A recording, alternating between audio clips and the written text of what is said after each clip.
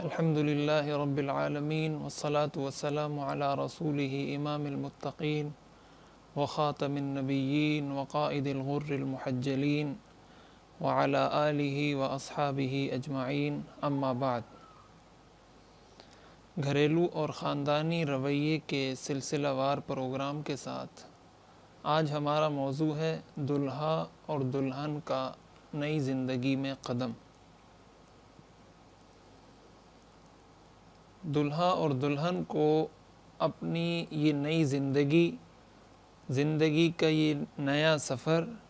کن اصولوں کے مطابق طے کرنا ہے، اس پر انشاءاللہ ہم آج گفتگو کریں گے۔ چند بنیادی باتیں ہیں جن کو نکاح کے وقت یاد رکھنا چاہیے۔ ابھی رمضان المبارک گزرے گا تو عید کے بعد شادیوں کا سیزن شروع ہو جاتا ہے، اور ہر جگہ کئی گھروں میں آپ دیکھیں گے شادیاں ہو رہی ہوتی ہیں، اور اس مہینے کو لوگ بہت زیادہ اس میں شادیاں کرتے ہیں۔ تو اب جیسے شادیوں کا سیزن آ رہا ہے تو ہمیں کچھ چیزیں سمجھنی ہیں کہ یہ زندگی کس قسم کی زندگی ہے، اور اس کو کامیاب بنانے کے لیے ہمیں کیا کرنا چاہیے، اور تجربہ اور مشاہدہ کیا بتاتا ہے کہ کون سی وہ چیزیں ہیں جن کی وجہ سے میاں بیوی کی آپس کی زندگی ناکامی کا منہ دیکھتی ہے، اور ان کی وہ زندگی کا وہ سفر کامیابی کے ساتھ نہیں طے ہو پاتا۔ سب سے پہلی بات کہ جب نکاح کیا جائے تو نکاح کے اندر کم سے کم خرچ پر سادگی کے ساتھ نکاح کیا جائے، اور بہت زیادہ اخراجات اس میں نہ کیے جائیں۔ حضور علیہ الصلوۃ والسلام نے فرمایا ان اعظم النکاح برکۃ ایسرہ مؤونۃ، کہ سب سے بڑھ کر برکت میں سب سے بڑا ہوا نکاح وہ ہے جس میں کم سے کم خرچ ہو۔ آپ کوشش کریں کہ کم سے کم خرچ کے اندر نکاح کے یہ معاملات طے پا جائیں، اور اس کے اندر بنیادی کردار لڑکا اور لڑکی کا بھی ہوتا ہے۔ عموماً یہ مطالبات لڑکا کرتا ہے کہ میری شادی اس حال میں ہونی چاہیے، اور فلاں جگہ ہونی چاہیے، یہ اخراجات ہونے چاہیے، اس طریقے سے ہونی چاہیے۔ تو اس کے لیے والدین کو بہت سارے اخراجات کرنے پڑتے ہیں اور قرض لینا پڑتا ہے۔ تو اس حوالے سے لڑکا اور لڑکی کا کردار بھی اہمیت رکھتا ہے کہ وہ اپنے والدین کے سامنے بے جا مطالبات پیش نہ کریں، اس طرح کے مطالبات پیش نہ کریں جن کی وجہ سے ان کے والدین کو پریشانی اور مشکل ہو۔ اس لیے کہ نکاح کے بعد کی یہ ساری زندگی آپ ہی نے گزارنی ہے،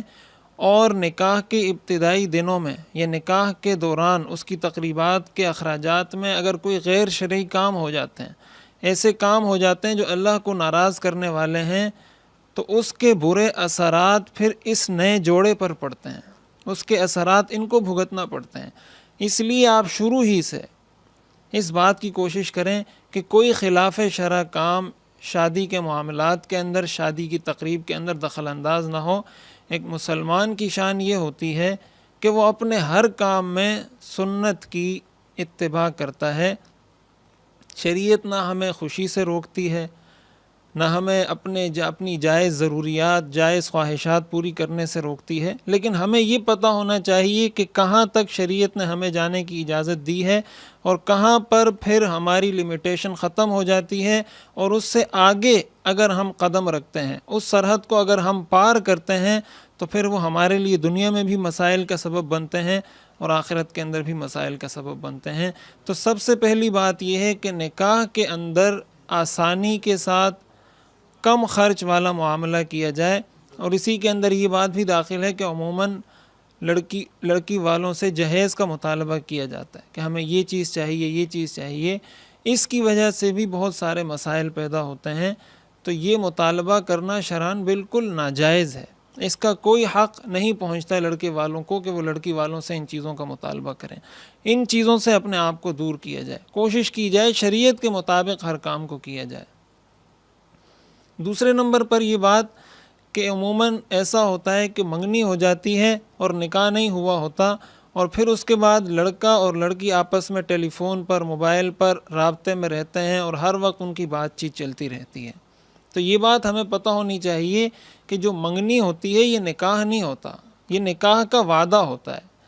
یعنی وہ دونوں یہ وعدہ کر لیتے ہیں کہ ہم نے نکاح کرنا ہے، یہ نکاح نہیں ہوتا۔ جب نکاح نہیں ہوتا تو اس سے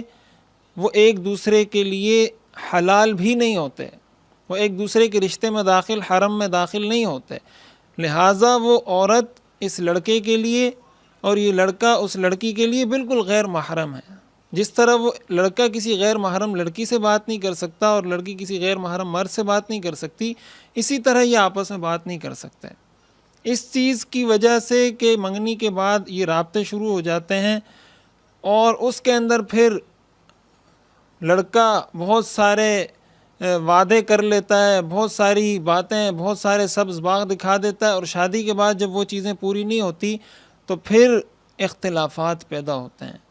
تو اسی لیے شریعت نے اس راستے کو ہی بند کیا ہے کہ آپ کے لیے جائز ہی نہیں ہے، جب تک نکاح نہیں ہوا ہے آپ کے لیے جائز نہیں ہے ان سے ٹیلی فون پر بات کرنا، اور ان چیزوں کو بھی سمجھنا چاہیے۔ اور یہ صرف ایک شرعی حکم ہونے کے ساتھ ساتھ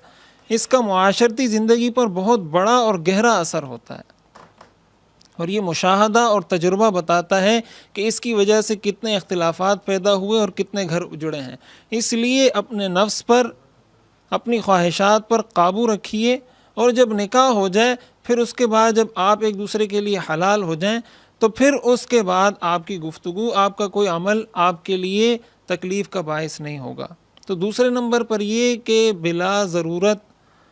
رابطوں سے گریز کیا جائے، اور یہ بھی ساتھ ساتھ کہ منگنی اور شادی کے درمیان بہت زیادہ گیپ دے دیا جاتا ہے، بہت زیادہ وقت دے دیا جاتا ہے۔ منگنی ابھی ہوئی 5 سال، 6 سال، 7 سال، 8 سال، 10 سال بعد نکاح ہو رہا ہوتا ہے، پھر رخصتی ہوتی ہے،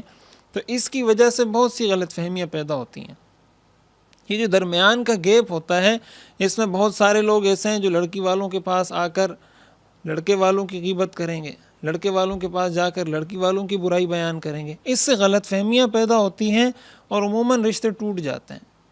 یا تو وہ نکاح ہی نہیں ہو پاتا یا نکاح ہو جاتا ہے تو پھر اس کے بعد بھی یہ مسائل جنم لیتے رہتے ہیں۔ اس لیے ان چیزوں کا بھی لحاظ کرنا چاہیے۔ اسی کے ساتھ ساتھ ایک اہم بات یہ ہے کہ مسنون دعاؤں کا اہتمام کیا جائے۔ دلہا اور دلہن کو چاہیے کہ وہ مسنون دعاؤں کا اہتمام کریں۔ مسنون دعاؤں کی ایک مسلمان کی زندگی میں بہت بڑی اہمیت ہے، اس لیے کہ یہ وہ دعائیں ہیں جو حضور علیہ والسلام نے اپنی مبارک زبان سے یہ الفاظ ادا کیے ہیں، اور حضور علیہ والسلام کی مبارک زبان سے ادا ہونے کا مطلب کہ یہ الہامی الفاظ ہیں۔ حضور علیہ والسلام کے پاس ایک وحی کے طور پر یہ الفاظ آئے ہوں گے، اس لیے کہ قرآن یہ کہتا ہے وَمَا يَنطِقُ عَنِ الْهَوَىٰ إِنْ هُوَ إِلَّا وَحْيٌ يُوحَىٰ۔ تو حضور علیہ والسلام کی مبارک زبان سے جب یہ کلمات ادا ہوتے ہیں اس کا مطلب کہ یہ وحی ہے، یہ الہامی ہے۔ اس لیے ان مسنون دعاؤں کا اگر اہتمام کیا جائے تو تمام معاملات کے اندر اللہ تعالیٰ خیر اور برکت کا معاملہ فرماتے ہیں، اور بہت ساری پریشانیوں سے انسان کو نجات ملتی ہے۔ اسی کے ساتھ ساتھ یہ بات بھی ایک نئے جوڑے کو سمجھنی چاہیے کہ جو نکاح کا عقد ہوتا ہے، یہ جو نکاح کا سارا معاملہ ہوتا ہے، یہ کوئی خرید و فروخت کا معاملہ نہیں ہے۔ یعنی یہ ایسا نہیں ہے کہ آپ نے آج کوئی چیز خریدی اور آپ کو پسند نہیں آئی اور آپ کل دکاندار کے پاس جائیں اور کہیں مجھے یہ چیز پسند نہیں آئی، یہ میں واپس کرتا ہوں۔ یہ کوئی خرید و فروخت کا معاملہ نہیں ہے، بلکہ نکاح کا معاملہ اس سے بالکل مختلف ہے۔ یہ بات لڑکے کو بھی سمجھنی چاہیے اور لڑکی کو بھی سمجھنی چاہیے۔ ایسا نہیں ہے کہ آپ کے نکاح کو 2 مہینے 3 مہینے گزرے اور آپ پھر کہہ دیں کہ مجھے اپنی بیوی پسند نہیں آئی لہٰذا میں طلاق دیتا ہوں۔ یہ لڑکی یہ بات کہے کہ میرے کو یہ لڑکا پسند نہیں آیا لہٰذا میں اس سے خلا لیتی ہوں۔ تو یہ کوئی اس طرح کا عقد نہیں ہے، اس طریقے سے یہ معاملات نہیں چلتے نکاح کے، بلکہ نکاح کا معاملہ ایک مقدس اور پاکیزہ رشتہ ہے۔ نکاح کے ذریعے گویا آپ خاندان کے ایک ادارے کو وجود دیتے ہیں، اس کے ذریعے آپ ایک معاشرے کو تشکیل دیتے ہیں۔ تو آپ کو ان دونوں معاملات میں فرق کرنا چاہیے۔ اور اسی کے ساتھ ساتھ جب آپ نکاح ہو جاتا ہے تو نکاح ہونے کے بعد دلہا اور دلہن کو، نئے جوڑے کو اس بات کا پتہ ہونا چاہیے کہ ہم نے ایک نئے سفر کا آغاز کیا ہے۔ اور ظاہر ہے جب انسان سفر شروع کرتا ہے تو سفر میں ایک امیر ہوتا ہے اور ایک اس کا مامور ہوتا ہے۔ حضور علیہ الصلاۃ والسلام نے فرمایا کہ جب سفر کیا جائے تو کسی کو امیر بنا لو، اور قرآن کریم کی واضح آیت کے اندر سورۃ النساء میں اللہ تعالیٰ نے بتا دیا کہ اس زندگی کے اس سفر کا امیر کون ہوگا۔ اللہ نے فرمایا الرجال قوامون علی النساء، کہ اس سفر کا امیر وہ مرد ہوگا۔ تو عورت کو یہ بات پتہ ہونی چاہیے کہ وہ صرف رفیق سفر ہی نہیں ہے، بلکہ وہ ایک امیر کے تحت زندگی گزار رہی ہے، اور جو احکامات امیر کے ہوتے ہیں کہ اس کی اطاعت کی جائے، اس کی بات مانی جائے، جائز امور کے اندر اس کی مخالفت نہ کی جائے، تو یہ ساری چیزیں عورت نے دیکھنی ہیں۔ اور ایک مرد کو یہ بات دیکھنی ہے کہ میری ذمہ داری اور بڑھ گئی ہے۔ حدیث شریف میں حضور علیہ الصلاۃ والسلام نے فرمایا کلکم راع وکلکم مسئول عن رعیتہ، تم میں سے ہر آدمی نگران اور نگہبان ہے، اور ہر آدمی سے اس کی رعایا کے بارے میں پوچھا جائے گا۔ فالرجل راع فی بیتہ ومسئول عن رعیتہ والمرأة راعیۃ فی بیت زوجہا ومسئولۃ عن رعیتہا، شوہر بھی نگران ہے، اس سے بھی اپنے ماتحت لوگوں کے بارے میں پوچھا جائے گا۔ بیوی بھی نگران ہے، اس سے بھی اس کے زیر انتظام چلنے والے کاموں کے متعلق پوچھا جائے گا۔ تو یہ پتہ ہونا چاہیے کہ ایک نئی زندگی کا آغاز ہوا ہے تو بہت سی ذمہ داریاں شوہر پر عائد ہوتی ہیں اور بہت سی ذمہ داریاں بیوی پر عائد ہوتی ہیں۔ ان ذمہ داریوں کا احساس کیا جائے اور یہ بالکل واضح انداز میں پتہ ہو کہ شادی سے پہلے کی زندگی اور شادی کے بعد کی زندگی بالکل مختلف ہوتی ہے۔ یہ بات لڑکے کو بھی پتہ ہونی چاہیے، لڑکی کو بھی۔ اب ہوتا کیا ہے کہ عموماً لڑکیاں جب ان کی شادی ہوتی ہے تو وہ انہی چیزوں کی توقع کر رہی ہوتی ہیں جو چیزیں انہوں نے اپنے والدین کے گھر میں دیکھی ہوتی ہیں۔ جس طرح کا پیار، جس طرح کی نرمی، جس طرح کی شفقت، جس طرح کے معاملات انہوں نے وہاں دیکھے ہوتے ہیں، اسی طرح کی توقعات انہیں یہاں سے وابستہ ہوتی ہیں، اور پھر جب وہ توقعات ان کی پوری نہیں ہوتی تو اس وقت پھر اختلافات پیدا ہوتے ہیں۔ تو اس لیے یہ بات پتہ ہونی چاہیے کہ اب جب لڑکی ایک نئے گھر کے اندر آئی ہے تو اس کو یہ گھر بسانے میں کچھ وقت لگتا ہے، تو اس وقت وہ وقت لیا جائے اور دیکھا جائے کہ اب میرے پاس کچھ وقت ہے یہ گھر بسانے کے لیے، مزاج کو سمجھا جائے، ماحول کو سمجھا جائے، پھر اپنے آپ کو اس ماحول میں ایڈجسٹ کیا جائے اور پھر اس کے مطابق چلا جائے۔ اور اس معاملے میں پھر اگر عورت کو شوہر کے خلاف کوئی اکساتا ہے تو وہ کسی قسم کی سازش کا شکار نہ ہو، اس لیے کہ عورت اور شوہر کے لیے سب کچھ اس کا شوہر ہے۔ حضور علیہ الصلاۃ والسلام نے فرمایا ایم امرأۃ ماتت وزوجها عنہ راض دخلت من ای ابواب الجنت شاءت، جس عورت کا اس حال میں انتقال ہوا کہ اس کا شوہر اس سے راضی تھا تو وہ جنت کے جس دروازے سے چاہے داخل ہو جائے۔ تو اس عورت کے لیے اب والدین سے بھی بڑھ کر شوہر کی اہمیت ہوتی ہے کہ وہ شوہر کی بات مانے، شوہر کے مزاج کو سمجھے اور شوہر کے مزاج کے مطابق اپنے آپ کو ڈھال کر اسی کے مطابق زندگی گزارے۔ دوسری طرف شوہر کو اس بات کا پتہ ہونا چاہیے کہ اللہ تعالیٰ نے اس کو ایک حاکم، ایک جابر بادشاہ نہیں بنایا بلکہ ایک امیر بنایا ہے، اور امیر کا کام ہوتا ہے خدمت کرنا، امیر کا کام ہوتا ہے چھوٹوں پر شفقت کرنا، امیر کا کام ہوتا ہے چھوٹوں کے ساتھ رحم دلی کا معاملہ کرنا، درگزر کرنا۔ تو یہ ساری ذمہ داریاں مرد کی بنتی ہیں۔ اب ہوتا یہ ہے کہ جب نئی نئی شادی ہوتی ہے تو ابتدا کے اندر تو سارے خوش ہوتے ہیں، لڑکی کے گھر والے بھی، لڑکے کے گھر والے بھی، خود دلہا دلہن بڑی خوشی سے زندگی بسر کرتے ہیں، جیسے حضرت علی رضی اللہ تعالیٰ عنہ نے فرمایا سرور شہر، کہ ایک مہینے کی خوشی ہوتی ہے، لیکن بعد میں آہستہ آہستہ اختلافات پیدا ہونا شروع ہوتے ہیں۔ تو یہ ایک فطری امر ہے، ایسا نہیں ہے کہ اگر کچھ دنوں بعد کچھ تھوڑی بہت اختلافات کی کوئی چنگاریاں جلنے لگیں، اس کا مطلب یہ نہیں کہ یہ رشتہ یا ناکام ہے یا اس کے اندر کوئی مسائل ہیں، یہ انسان کی فطرت ہے۔ آپ دیکھیں، اگر آپ ایک ہاسٹل میں رہتے ہیں، یونیورسٹی میں پڑھنے والے طلبہ ایک ہاسٹل میں ایک کمرے میں رہتے ہیں، تو آپ اگر دیکھیں شروع میں ایک ہفتہ 2 ہفتے تک وہ بڑے ایک دوسرے کا احترام کرتے ہیں، بہت خیال کرتے ہیں ایک دوسرے کا، بلکہ ایثار اور قربانی کا بہت بڑا جذبہ ہوتا ہے۔ لیکن جیسے جیسے وقت گزرتا جاتا ہے، مہینے 2 مہینے بعد، پھر ان کے درمیان آہستہ آہستہ تو میں شروع ہوتی ہے، کوئی لڑائی جھگڑے شروع ہو جاتے ہیں، اور پھر چلتے چلتے چلتے یہاں تک کہ وہ ایک پیک پر، ایک بلندی تک پہنچ جاتے ہیں ان کے وہ تنازعات، اور بات پہ ان کی لڑائی ہونا شروع ہو جاتی ہے، اور یہ معاملات ایک حد تک جاتے ہیں اور پھر دوبارہ واپس نیچے کی طرف آتے ہیں۔ ایسا نہیں ہے کہ یہ معاملات اوپر ہی کی طرف جاتے ہیں ایک حد کے بعد دوبارہ واپس آنا شروع ہوتے ہیں، ایک دوسرے کے مزاج کو سمجھتے ہیں، ایک دوسرے کے ساتھ ایڈجسٹ ہو جاتے ہیں۔ پھر بہت ساری چیزوں کا مطالبہ شروع میں اگر ایک ساتھی نے، روم میٹ نے دوسرے روم میٹ سے کیا تھا، اب وہ مطالبات وہ نہیں کرتا، اس لیے کہ وہ مزاج کو سمجھ جاتا ہے۔ تو آہستہ آہستہ وہ 10%، 15% اختلافات یا کبھی کبھی کی کوئی رنجش ہو جاتی ہے، لیکن وہ بہت زیادہ جو بلندی تک یہ معاملات پہنچ گئے تھے وہ نیچے کی طرف آ جاتے ہیں۔ یہی معاملہ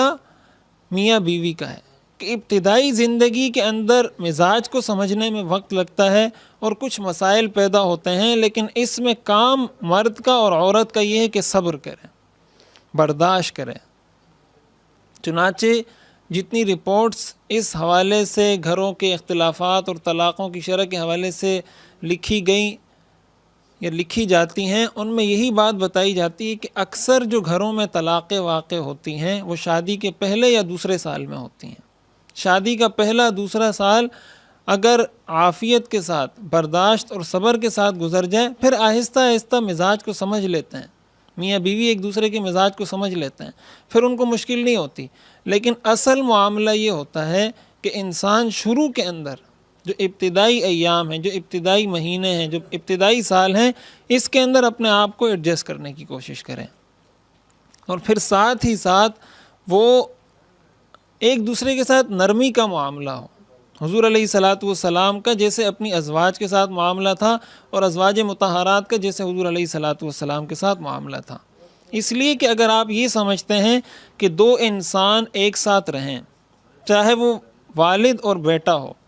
چاہے وہ ماں اور بیٹی ہو، چاہے وہ شوہر اور بیوی ہو، ایسا ہو نہیں سکتا کہ ایک انسان دوسرے کے مزاج کے مطابق ہو 100%۔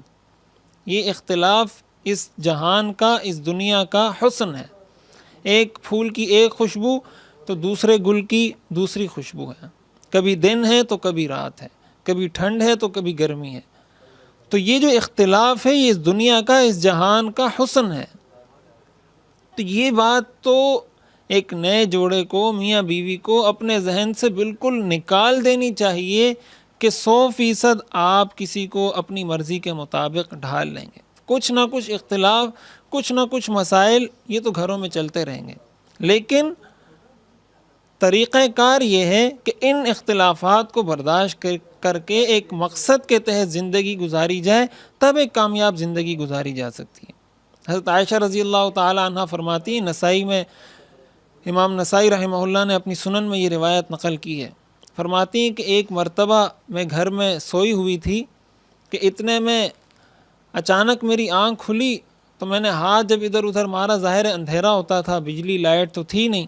اور یہ انتظامات بھی نہیں تھے، چراغ جلانے کے لیے بھی بہت کچھ مشقتیں اٹھانی پڑتی تھی۔ فرماتی ہے میں نے ادھر ادھر جب ہاتھ مارا تو مجھے حضور علیہ السلام نظر نہیں آئے، تو چونکہ حضرت عائشہ رضی اللہ تعالی عنہ کی اور بھی بہت ساری سوکنیں تھیں، امہات المؤمنین، ازواج مطہرات، تو وہ فرماتی ہے میرے دل میں آیا کہ شاید حضور علیہ السلام کسی دوسری زوجہ مطہرہ کے گھر تشریف لے گئے۔ فرماتی ہے میں اٹھی اور اس طرح میں ہاتھ مارتے مارتے دیکھتی رہی کہ حضور علیہ السلام کہاں تشریف رکھتے ہیں، تو اچانک میں نے دیکھا کہ حضور علیہ السلام قعدے میں بیٹھے ہوئے ہیں اور اللہ تعالیٰ سے دعا مانگ رہے ہیں۔ تو جب میں نے دیکھا تو میں نے حضور علیہ السلام سے فرمایا انک فی واد وانا فی واد، کہ آپ کس وادی میں ہیں اور میں کس وادی میں ہوں، یعنی آپ اللہ تعالیٰ کے ساتھ راز و نیاز میں مصروف ہیں اور مجھے کس کس قسم کے خیالات سوج رہے ہیں، میرے ذہن میں کس قسم کے افکار اور نظریات پیدا ہو رہے ہیں، آپ اللہ کے سامنے سر بسجود ہیں، آپ دعاؤں میں مصروف ہیں، اور میرے ذہن میں اس طرح کے خیالات آ رہے ہیں۔ اسی طرح ایک روایت میں یہ بھی آتا ہے کہ حضرت عائشہ رضی اللہ تعالیٰ عنہ فرماتی ہیں کہ ایک مرتبہ میں گھر میں سوئی تھی، اچانک اٹھی تو حضور علیہ الصلوۃ والسلام گھر میں نہیں تھے، آپ گھر سے نکل رہے تھے۔ یہ فرماتی ہیں میں بھی حضور علیہ الصلوۃ والسلام کے پیچھے آہستہ آہستہ قدموں سے نکلی اور دیکھتی رہی کہ حضور علیہ الصلوۃ والسلام کہاں تشریف لے جاتے ہیں۔ تو فرماتی ہیں کہ حضور علیہ الصلوۃ والسلام قریب ہی بقیع کا قبرستان تھا جو آج بھی مسجد نبوی کے بالکل قریب ہے۔ فرماتی ہیں حضور علیہ الصلوۃ والسلام وہاں تشریف لے گئے، آپ نے ہاتھ اٹھایا اور دعا کی، پھر آپ نے ہاتھ نیچے کیے، پھر دوسری مرتبہ آپ نے ہاتھ اٹھایا دعا کی، پھر تیسری مرتبہ آپ نے ہاتھ اٹھایا اور لمبی دعا آپ نے کی۔ حضرت عائشہ فرماتی ہیں میں اسی طرح کھڑی دیکھتی رہی،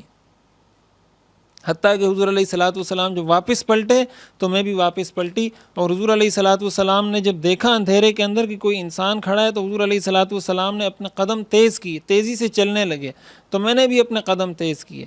حتیٰ کہ حضور علیہ الصلوۃ والسلام اتنا تیز چلنے لگے جیسے ایک انسان دوڑتا ہے۔ یہ فرماتی ہے میں بھی اتنا تیز چلنے لگی، یہاں تک کہ حضور علیہ الصلوۃ والسلام سے پہلے میں گھر میں داخل ہوئی اور میں نے اپنی چادر اتار کر میں بستر پر لیٹ گئی، تو حضور علیہ الصلوۃ والسلام جب تشریف لائے تو پوچھا عائشہ کیا ہوا؟ یہ فرماتی ہے میرا سانس پھولا ہوا تھا، تو میں نے حضور سے فرمایا کہ کچھ بھی نہیں ہوا، تو حضور علیہ الصلوۃ والسلام نے فرمایا کہ اگر تم مجھے نہیں بتاؤ گی تو اللہ تعالیٰ مجھے اس بات کی خبر دے دے گا۔ تو یعنی حضور علیہ الصلوۃ والسلام کے ساتھ ان کی ازواج کے اور حضور علیہ الصلوۃ والسلام کا اپنی ازواج کے ساتھ اس طرح کا معاملہ تھا۔